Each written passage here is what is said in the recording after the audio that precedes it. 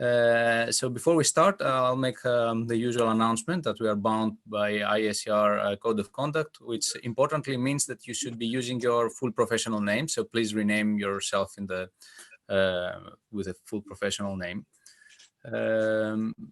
So now I hand you to Gilad and Emanuela, that are the moderators for this session.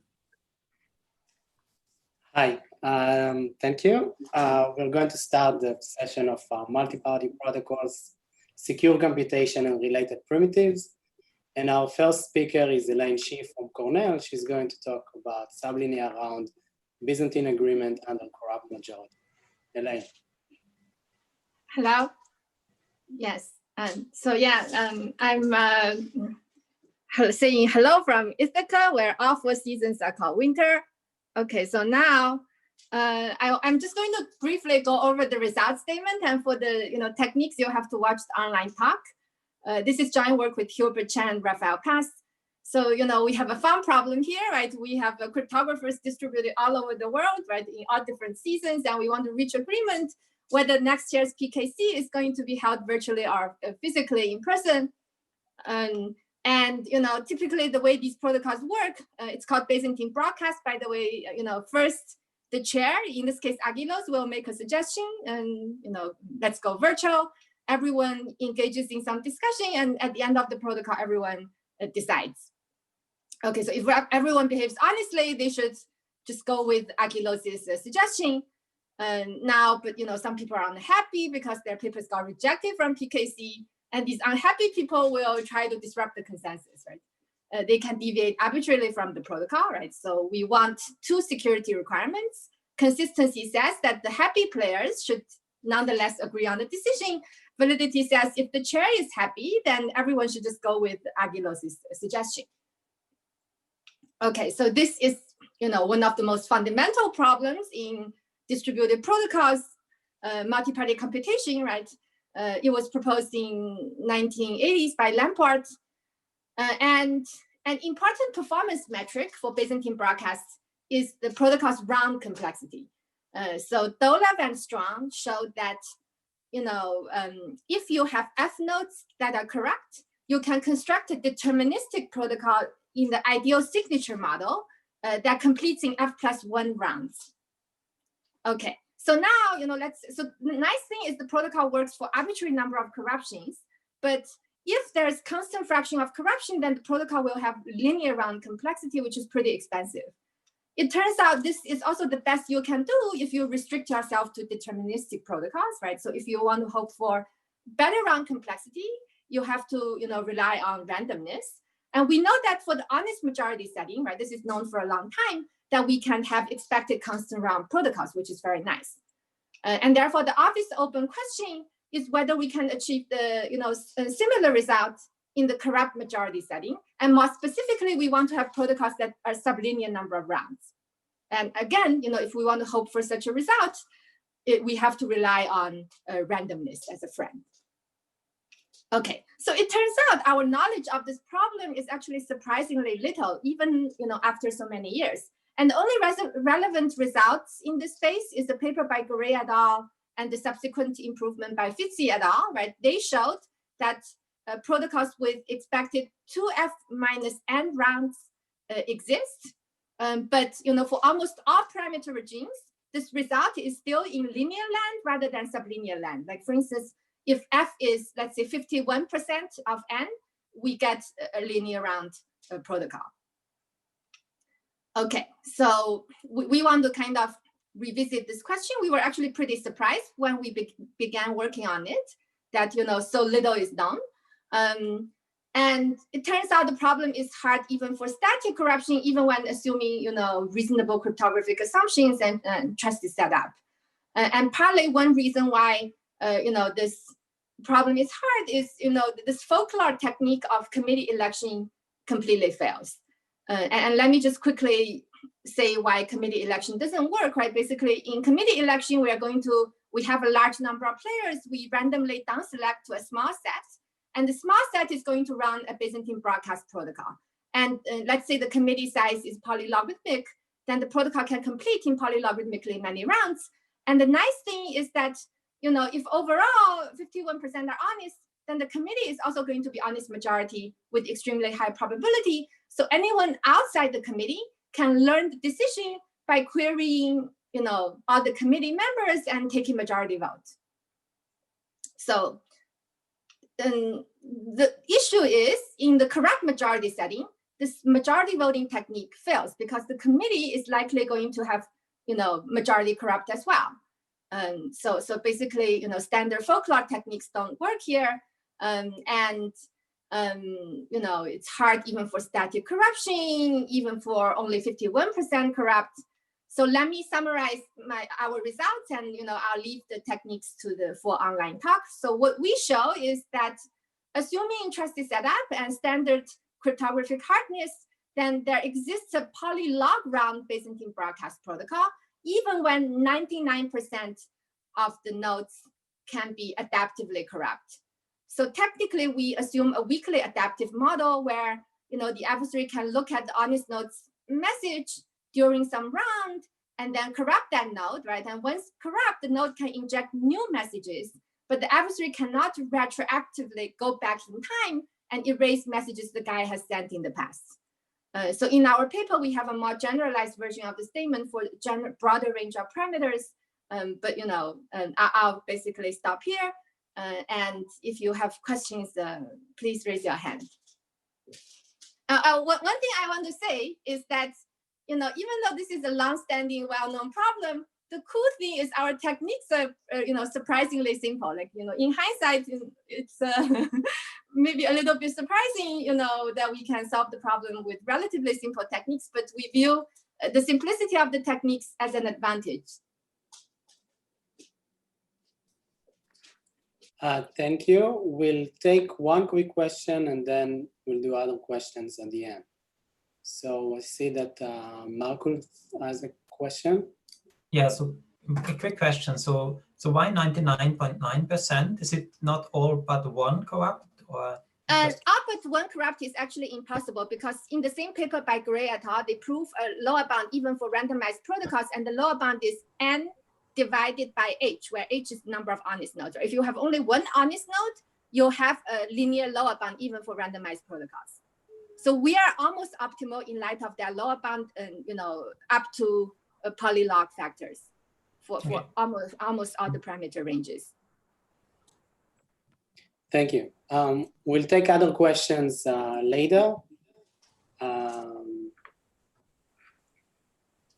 Manuela? Yes. Thank you, Gilad. The second talk in this session is Blazing Fast OT for 3-round UCOT extension by Ran Canetti, Pratik Sarkar, Xiao Wang. Pratik is here. Yeah. Thank you for introducing me. Hi. Hi, my name is Pratik. I'm from Boston University, and today I'll present Blazing Fast UCOT extension for 3-round UCOT extensions. So this is a joint work with my supervisor, Professor Ran Canetti, and with Xiao Wang from Northwestern University. So let me first motivate what is oblivious transfer and how is it useful in the two-party computation setting. So let me start off with the Yao-Gabel circuit domain. In a Yao-Gabel circuit protocol, there's a party who has input X, and there's another party who has input Y. They want to compute some function F on their input X and Y. So the party with input X is called the Gabler, and this party computes a Gabel circuit, which computes a function F on X and Y. So the Gabel circuit has input Y labels corresponding to the input Y, that is L01, L11 to L0M, L1M, and there's input Y labels corresponding to input X, which is L0 prime and L1 prime. We have assumed that X is a bit here and Y is M bit string. Now, the Gabler sends a Gabel circuit along with the Y label corresponding to his input, that is Lx prime, and the parties perform some primitive called oblivious transfer, which is basically like the Gabler sends L01 and L11 to the oblivious transfer box, and the evaluator sends her input choice bit Y1. So Y1 is either 0 or 1, and based on that, she obtains either L10 or L11, or more generically, LY1. And similarly, she obtains the input Y labels corresponding to each of her input Ys. And at the end, she obtains the input Y labels corresponding to input Y, that is Ly1 to Lym and L prime X. Now she evaluates the garbled circuit using the Y labels, and she outputs the garbled circuit output, which is basically the function output. Now the oblivious transfer ensures that the garbler, this guy, does not get to know what is Y1 to Ym or Y1 to Ym, yeah. And this party does not get to know the other Y label. So that's basically what is an oblivious transfer. Now it can be seen that oblivious transfer is required for each input wire corresponding to the input of Y. And the cost of the protocol is basically the cost of garbling plus cost of the MOTs. And it is known that the garbling can be performed from symmetric key operations. So the main overhead is the cost of MOTs. Also, OT is useful in other set applications such as private set intersection and zero knowledge. So it is known that OTs require public key operations. You cannot do it only from symmetric key operations because there's an impossibility resolved by Impalazzo and Virich.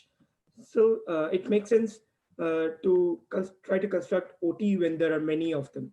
In general applications, OTs are generally used in large batches. So people try to amortize it, basically given some smaller number of OTs. Suppose you are given K seed OTs, where K is a security parameter, and symmetric key operations. You try to compute many OTs, that is polynomial in the security parameter number of OTs. So the structure of an OT extension looks something like this, where the parties, suppose the sender, who wants to compute M's OTs, where M is polynomial in the security parameter. That person has M pair of input messages, and the receiver has M choice bits. They perform K parallel seed OTs, where K is a security parameter, and some symmetric key operations to obtain M extended OTs. So the idea of OT extension was proposed by Beaver and Ishai, Killian, Nissim, and Petrarch. When the value of M is large, suppose in private set intersection, that is when M is polynomial in the security parameter, in such a situation, the cost for each extended OT is just constant number of symmetric key operations. But we are more interested in the setting where the value of M is small, suppose the Yau's paradigm. In such a situation, M is usually constant times the security parameter. So the cost of each extended OT is the cost of each seed OT divided by the constant C. So it seems that the cost of each extended OT directly depends on the cost of each seed OT. So improving the seed OT improves the overall computation and the communication time. So let me just tell you what is the seed OT. The seed OT are these K seed OTs which are run initially. So in our paper, we show a 3-round seed OT protocol. And when we instantiate the state-of-the-art OT extension protocol of KOS, which is actively secured with our seed OT, it's still 3 rounds. We incur 3 exponentiations for each seed OT protocol. Our extended OT protocol, that is a KOS OT extension instantiated with our seed OT, is proven to be UC secure in the observable random oracle model. And we rely on the computational Diffie-Hellman assumption as our computational assumption. And we also circumvent the impossibility bound of Gerg, Mahmoudi, Masni, and McLeod. So this bound states that if you use an n-round seed OT protocol, then you would require an n+1 round OT extension protocol. But we show how to obtain a 3-round OT extension protocol just using a 3-round seed OT protocol. We circumvent this bound by performing non-black box usage of the underlying seed OT protocol. So previous protocols either required 6 rounds or it required stronger setup assumptions and stronger computational assumptions to obtain similar efficiency of 3 exponentiations for each seed OT. So let me just briefly go through our seed OT protocol. So we have the receiver who has K input choice bits and the sender who has K input message pairs. The receiver samples a random seed. He computes a random pad U by invoking a random oracle on the seed. Now he computes 2 public keys for each ith seed OT. such that he knows the secret key for the for PKI-SI. And the other public key is sample, such that the product of the two public keys is U. And it is due to CDH is guaranteed that he will know the secret key for only one of the public keys. Now he sends a seed and the first public key to the sender.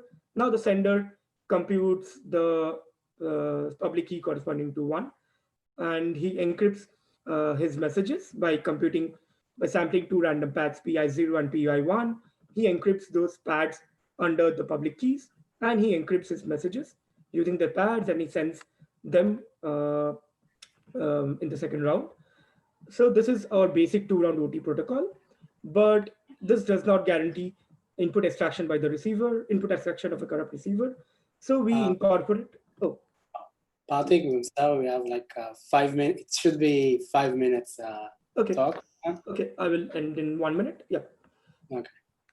Okay, so we incorporate a challenge response phase where the sender constructs a challenge that the receiver knows one of the secret key, and he computes the challenge and the proof that the challenge is correct.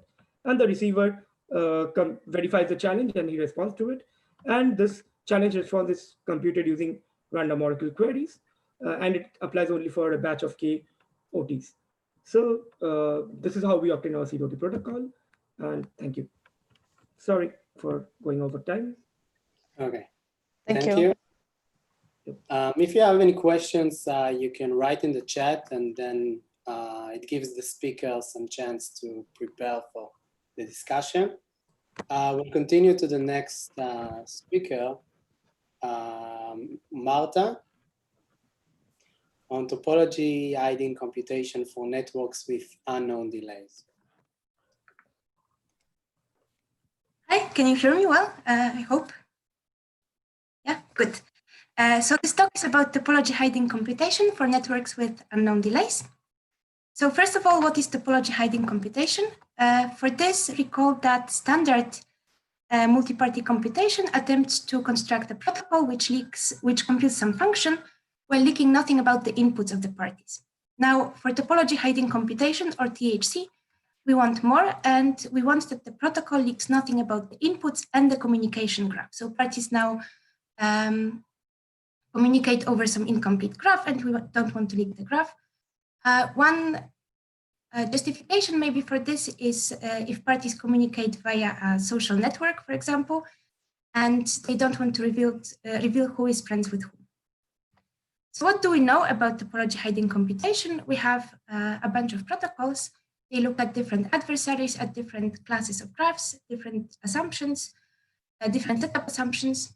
But one thing they all have in common is that they assume a fully synchronous network. Now, the world is not exactly synchronous. This is not exactly realistic. So in this work, we ask, well, what happens to THC if we drop this assumption? And here is the result. So first, we prove that fully asynchronous THC would be impossible. Then we propose a model where topology-hiding computation is possible, and this model is not fully synchronous still. In particular, we have unbounded random delays. And then we propose two protocols secure against passive adversaries. The first protocol is for cycles and trees, and this is exactly as in this protocol by Akavi and Moran, but we assume some PKI-like setup. And the second protocol works for all graphs, but we assume hardware. So this is like this BBMM protocol here. So let me sketch the results in a bit more detail. So for the impossibility, we prove that topology-hiding broadcast is impossible in a model where parties are synchronized and all messages are delivered synchronously, except the adversary controls scheduling of messages between corrupted parties and their neighbors. And this already rules out THC. And roughly the attack is that by delaying messages a lot, the adversary can effectively split the graph, and this rules out topology-hiding computation, as is the case for the fail-stop protocol, so we can basically reuse those proofs. So then we propose a model where messages are scheduled independent of the adversary, but with random unbounded delays.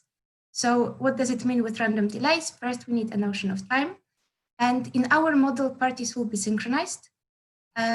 We thought it was a much milder assumption than an upper bound on the network delay. So yeah, so parties have synchronized clocks. They measure so-called atomic time. Think of 1 nanosecond, so the smallest measurable amount of time. But protocols will run in many rounds to account for the computation time. Now that we have time, we can define what it means to delay messages. So now each connection between two parties will have a delay distribution, and will sample and will delay each message sent on the connection according to this distribution, so measured in clock ticks.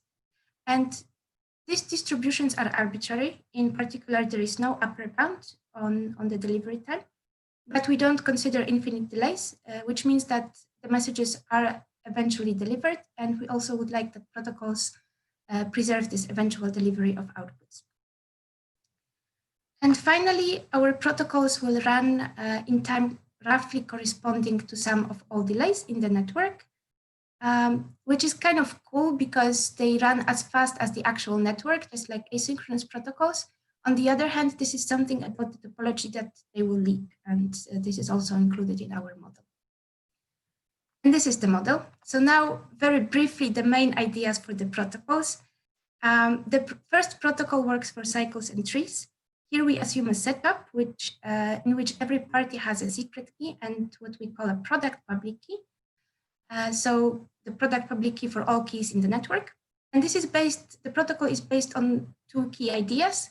The first is a new encryption scheme, which has the right key and message homomorphism. This scheme is based on El-Gamal. And the second key idea is that we will send a message in many rounds so that we can kind of even out the distribution and make it kind of more constant, if that makes any sense. The second protocol works for all graphs, but here we assume hardware. So this means that every party has a hardware box, and all of these boxes have the same secret key inside. And now the protocol will run in two phases. The first phase is offline phase, so before even the inputs are specified.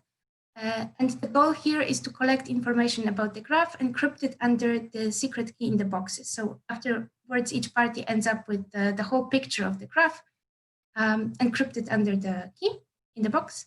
And then in the online phase, the boxes will compute some Eulerian path in the graph and traverse this Eulerian path to collect the inputs. Of course, a lot of details are missing. So for example, the last part of this path will leak to the adversary. So we have to kind of compute the path in a clever way to simulate it. So that's it. Thank you. Thank you, Marta. I can see a question from Mutu. Yeah. Mutu, do you want to ask your question? That question was meant for Elaine. I'm sorry. It was for the end. Okay. Okay. Okay, so I think we can move to the next talk then. And if we have more questions, we can take them at the end. So the next talk is bandwidth efficient threshold ECDSA from Guillem Castaños, Dario Catalano. I lost my screen. Okay. Fabienne Laguillaumy, Federico Savasta, Ida Tucker, and Federico is giving the talk. Yes. Okay. Do you hear me? Can I start? Yes. Okay. In brief, in this work, we provide a new variant of threshold ECDSA signature scheme, which relies on a mathematical object, which are the class groups of imaginary quadratic fields. Before starting, I give you an overview of ECDSA. ECDSA is a standard digital signature, and it relies on elliptic cube, and its usage in a distributed way has taken interest during the last years, since it has many applications, for example, Bitcoin transactions. In our context, we use T out of N threshold signature schemes in the particular context of threshold ECDSA, where N is the number of the parties that want to sign a message, and T indicates a certain element which consists in a set of parties that cannot do anything. But if we have T plus 1 parties, at least T plus 1 parties that jointly sign, they can sign effectively. There are a lot of work about threshold ECDSA. In particular, we compared ours with the Lindelof and Gennaro-Goldfeder protocol from 2018, since they use the similar setting in terms of the communication model, type of adversary. In particular, there is a point in common between them and ours, which is the usage of a linear homomorphic encryption scheme as building block for the signature scheme, which is Elgamal for Lindelof, Payet for Gennaro-Goldfeder. In our context, we use the Castagnola-Guillaume encryption scheme. And also, our protocol is built upon the idea of the GG18. In particular, the protocol is long, so I give you only the 3 sub-protocols that describe it, which are interactive setup, interactive generation, but more important, interactive signing, which consists in 5 phases, where in the first phase, all players encrypt the relevant value of the protocol, and the phase 2, which is the most expensive in terms of time and bandwidth, is you can see it as a repetition of most P2P protocols between all couple of players. And so this is the main part of the complexity of the protocol. In the final part, we build the signature and they finish the protocol. About the P2P protocol, there is a conversion of multiplicative shares to additive shares, and this is the point where we use the encryption scheme. However, about the encryption scheme, there is a main difference between the CL encryption scheme, which ours, with Payet, since in the case of Payet, as you say, Payet uses a module N as dimension of the message of the plaintext set, and this in the P2P protocol can make some inconsistency since the elliptic cube is based on the cube. And to avoid problem of inconsistency, the authors need to run more range proofs, one of each couple of players, and these are expensive. Using the CL encryption scheme that can set the message space as the same dimension of the elliptic cube, we avoid all the range proof. And this is a good point for the efficiency of the protocol. So our first main contribution is the introduction of a new variant of the Gennaro-Goldfeder protocol, which avoid all the range proof, and it is comparable in terms of efficiency. To understand the second main contribution, I give you an overview of the CL framework. It consists in a group of all the Q multiplied by S, where Q is a large non-prime and S is an unknown integer, which is relative prime to Q. You can see G, this group as a direct product of 2 subgroup F and GQ, where F is the subgroup of other Q where we encode the messages. And it is also easy in this subgroup to compute the discrete logarithm. I don't give you the effective instantiation since it's longer, you can see it in the paper. Another point about this difference between CL encryption scheme and Payet is that CL is not surjective. So it is true that we avoid all the range proof, but we need to prove that a cipher test or a CL encryption is a valid encryption. And as we've seen, we have a group of unknown order. A proof this is really expensive in this context. So we can introduce our second main contribution, which is the introduction of a new protocol for proving that the CL ciphertext is well formed. This is efficient, and the difference from this and the previous solution is that now we use 2 computational assumptions, since there are solutions for proving that CL ciphertext is well formed.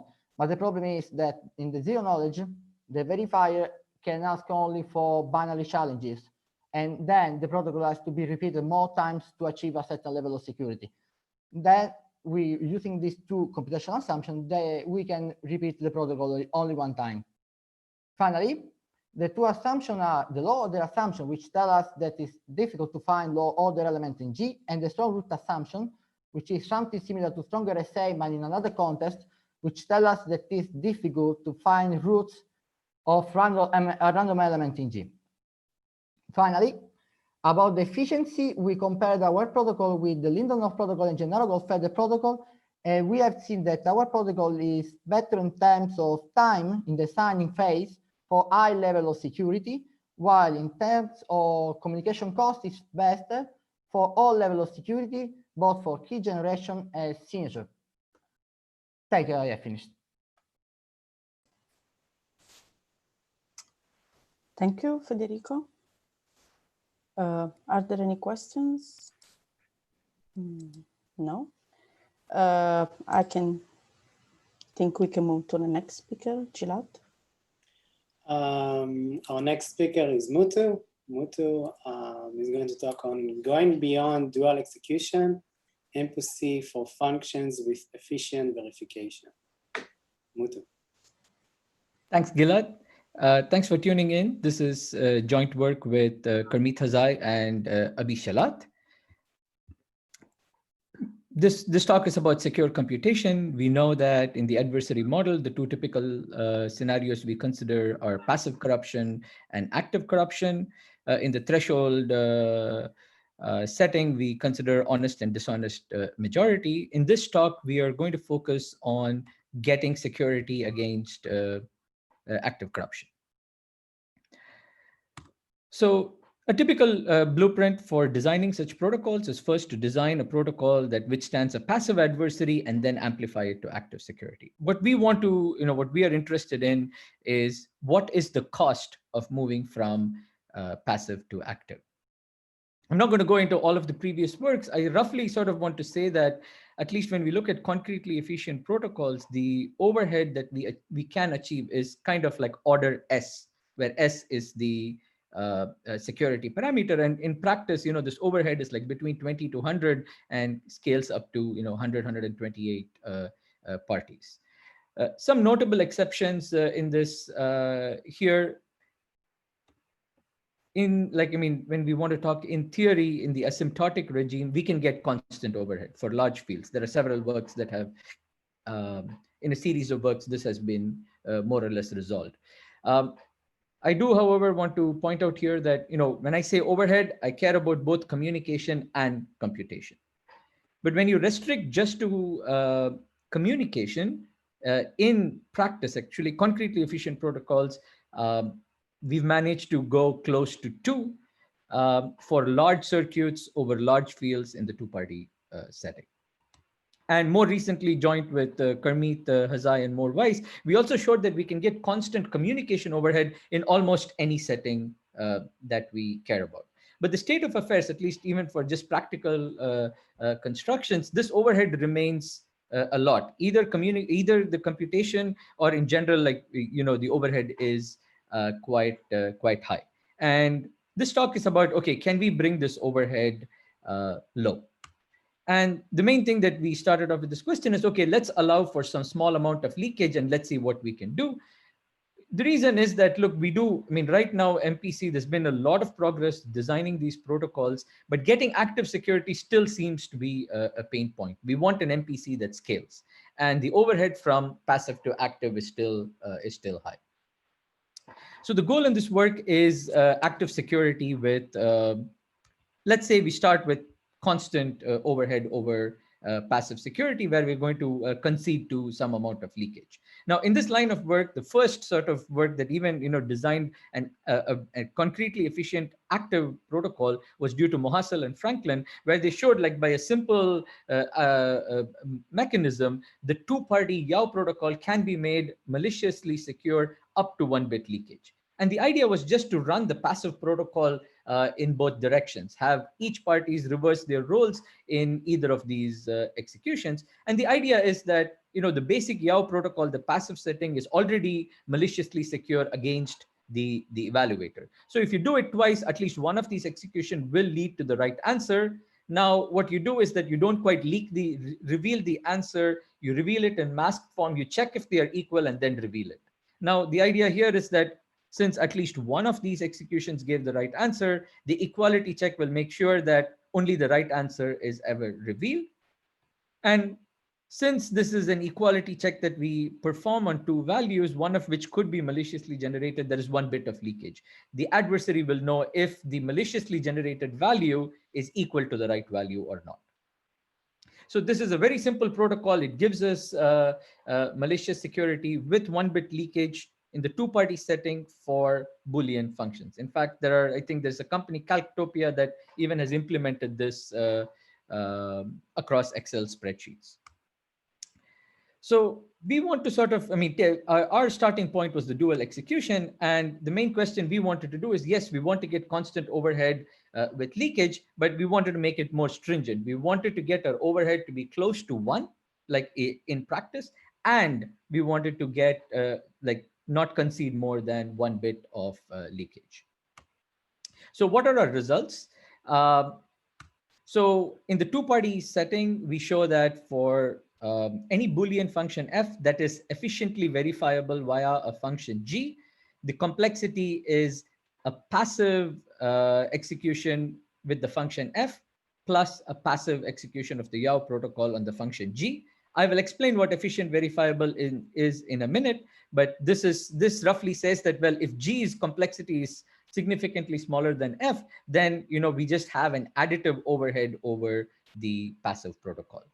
Now, this is for the two-party setting, but then we also have a more general result for arbitrary functions, again, that are efficiently verifiable via a function g. We show that our overhead is the complexity of a weak MPC implementing f plus an active, meaning a fully malicious protocol for the function g. Once again, if g is significantly smaller than f, this will be a lower order term. Now, what does this weak mean?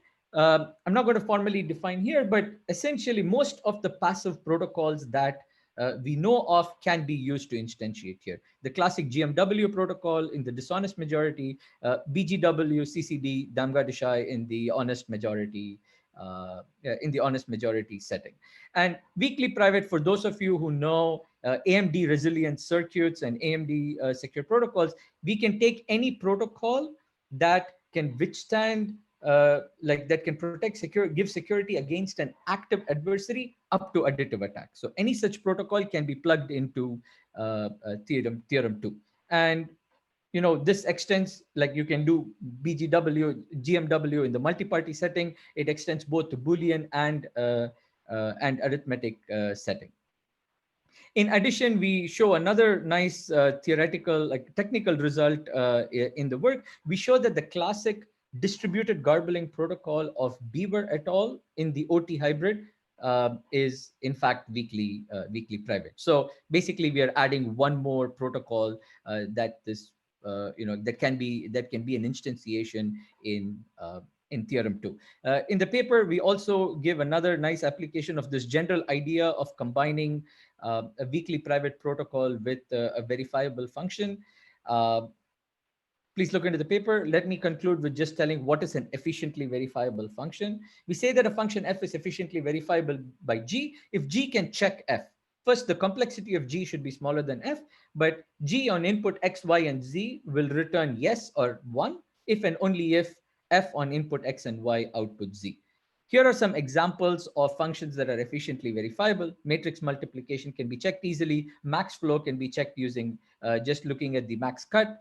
Linear programming can be checked using the complementary slackness condition and convex hull. And there are a few examples in our paper. Thank you. Thank you, Muthu. Any quick question? Please raise your hand. Okay. Thank you, Muthu. Okay, thank you, Muthu. And the last talk is Monza. Fast, maliciously secure two-party computation on Z2 to the K by Dario Catalano, Mario Di Raimondo, Dario Fiore, and Irene Giacomelli. And Irene is giving the talk.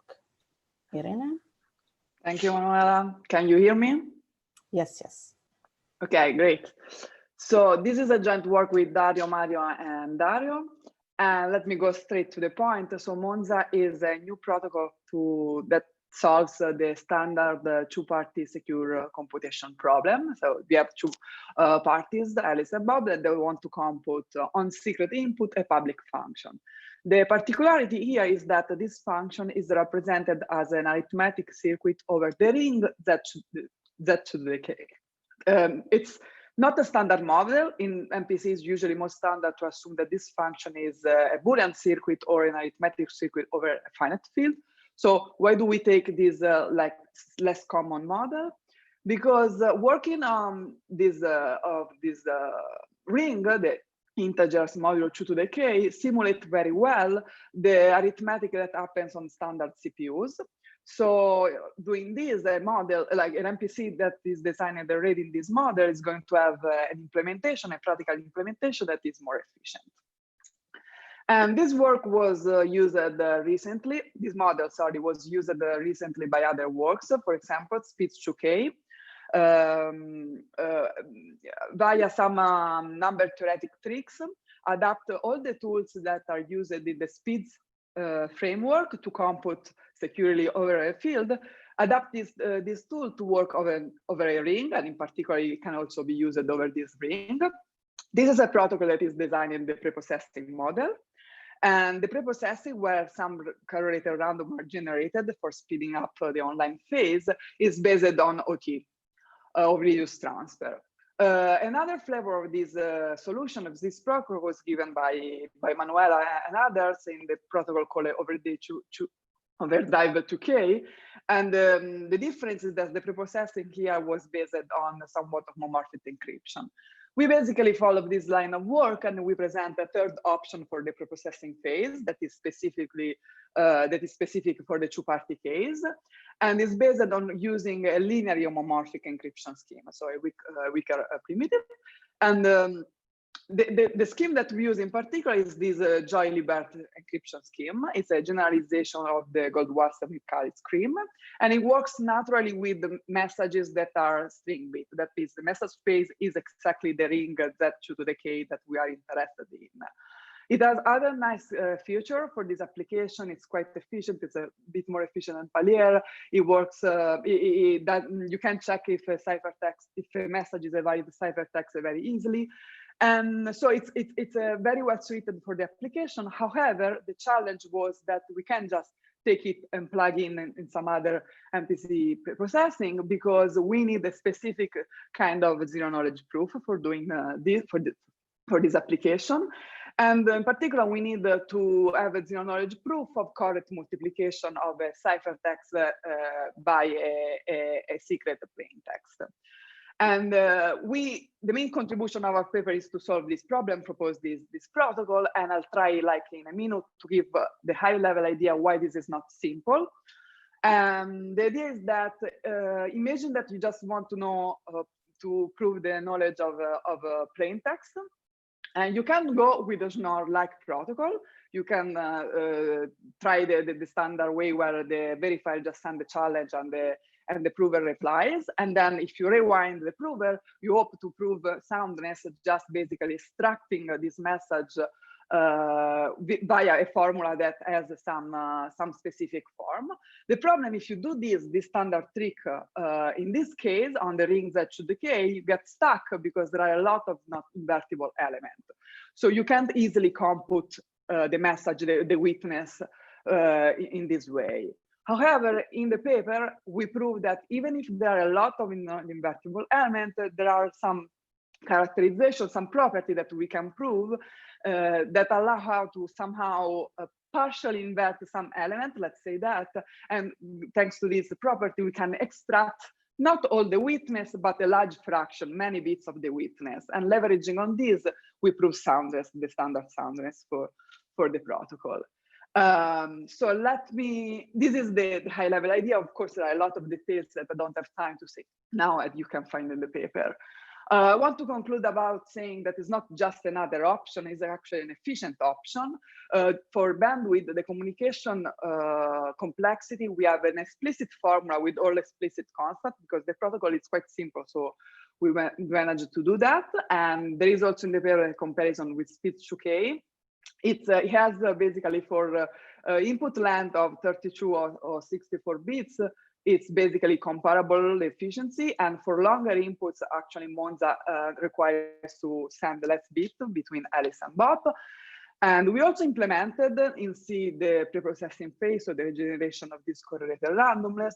And two nice properties that I want to underline here is that one, the throughput, so how many of these tripoles or random inputs you can do per second, it's not affected by how fast the communication, the channel is between Alice and Bob. So even if you are in a very low connection situation, our protocol is good. And the other things I want to underline, last one, it's that it's asymmetric. There is always one party that does more expensive computation than the other. And for this reason, we think it's well suited to be used at this client server model when one party has indeed less computational power. And with this, it's all. Questions?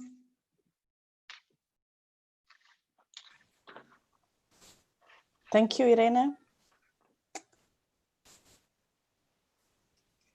Thank you.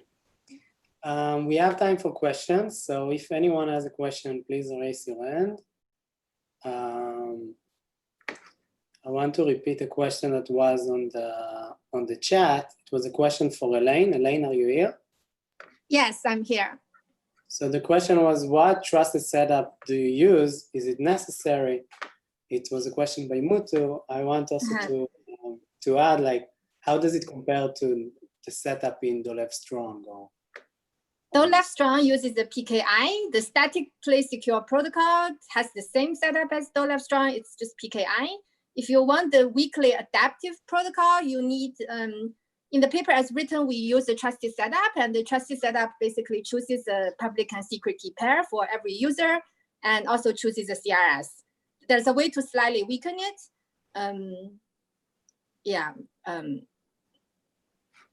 But yeah, it would be interesting to see, like, whether you can achieve some result like this with, let's say, the same setup as Dolev and Strong. So that I don't know. I see. I mean, for the adaptive setting, for the static setting, it's clear how to do it. Okay. Anyone has a question for Elaine? What do we know about the minimal assumptions? It has to have a setup. That's what we know. If there's no setup, there's a 1/3 lower bound. So PKI is kind of, minimal. I mean, there could be other incomparable assumptions. I mean, computational, like just public key encryption is enough? Like, do you need additive homomorphism? Like, for Dolev and Strong, they just need signature, right? PKI and signature. And for our adaptively secure protocol, we need VRF. We need a specific adaptively secure VRF that's resilient to selective opening. Like the adversary can selectively corrupt players, and the remaining honest VRFs should still maintain pseudo randomness. So for that, we constructed from like UC secure NIZIC essentially. That's where we need the CRS. And UC secure, adaptively secure NIZIC can be constructed from bilinear groups. There's also a paper by Abi Shalat and Daniel Wicks and others that's constructed from, I don't know, trapdoor homomorphic, forgot the name, sorry. Okay, definitely.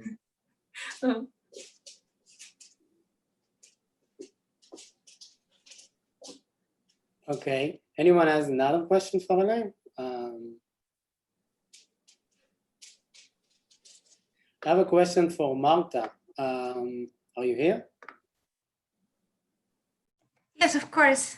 Okay, so you had in the impossibility result, you had like a line, and you showed like if you just disconnect one party, then that's you as your own possibility. What if the graph is like T+1 connected? Can you say something? I mean, I don't know of any impossibility result for the Bell-stop setting in this case. So I also don't know for our setting, but we assume that the the adversary can delay messages between the corrupted parties and their neighbors, so you can always somehow partition the graph, right? And we assume as many corruptions as you want. So this kind of will extend to our model. So as long as you can kind of, you know, splits, yeah, basically, yeah. But if you have fewer than T corruptions, I don't know of any result in this setting. I see. Thank you. Nice open problem, right? I mean, there are more open problems there than answers, I think. Right. Any other questions? I have a question for Pratik, or Ran, who's also here. The simplest OT protocol gives OT extension with 3 rounds or not? No, it doesn't, because the way the messages are going, it's not compatible with the QoS. So they require, I think, 4 rounds.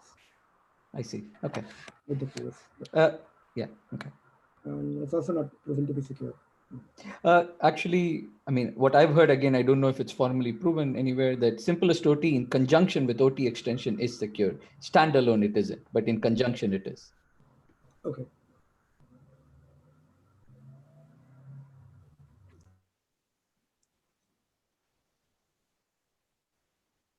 Other questions? Well, I have a question for Irene. Yeah. Can your protocol be generalized for the n-party setting? We don't know yet. It's an open problem. I think in the video I mentioned it at the end as open problem. Yes. So it's not trivial. Like it is asymmetric and that's like the first reason it's not trivially generalized. You don't want to go something like Bedoza because otherwise you have more communication. So there is not like you can do Bedoza solution, but then it's not really the bandwidth, the communication. You don't maintain the same communication. So without like a higher overhead, I don't know. It's a problem. So the problem is the MAC. What is the problem? Yeah, you have to do multiply. Yeah, exactly. It's when you have to. It's a multiplication protocol that we do in pairs. You have to multiply every pairs of shares or share and a key, right? Something like that, right? If you have also the key that the MAC key is shared, like in speeds, you don't have per pair key. Then it's not clear how to do that. Okay, I see. Thanks.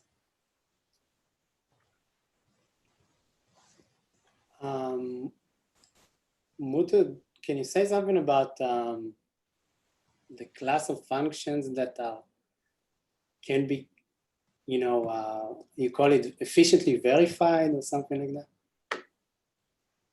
Yeah, so, I mean, you should think of, sorry, was there a specific question? I'll wait. What? No, I just was there a specific question or like you just want to know about efficiently verifiable functions?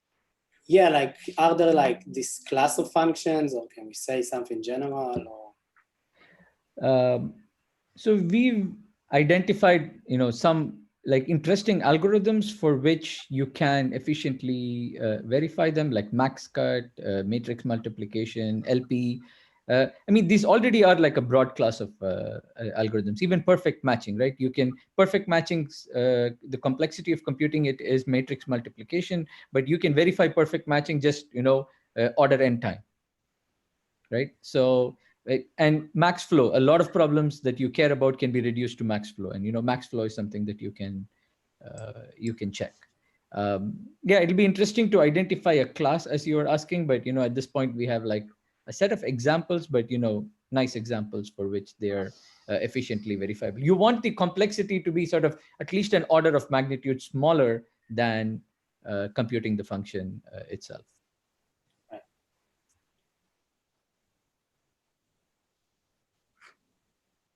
Okay. Any other question for any one of the speakers?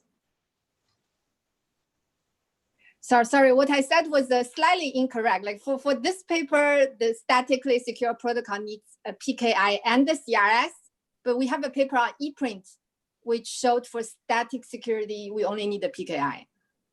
The paper on ePrint also achieves expected constant rounds, which this one doesn't.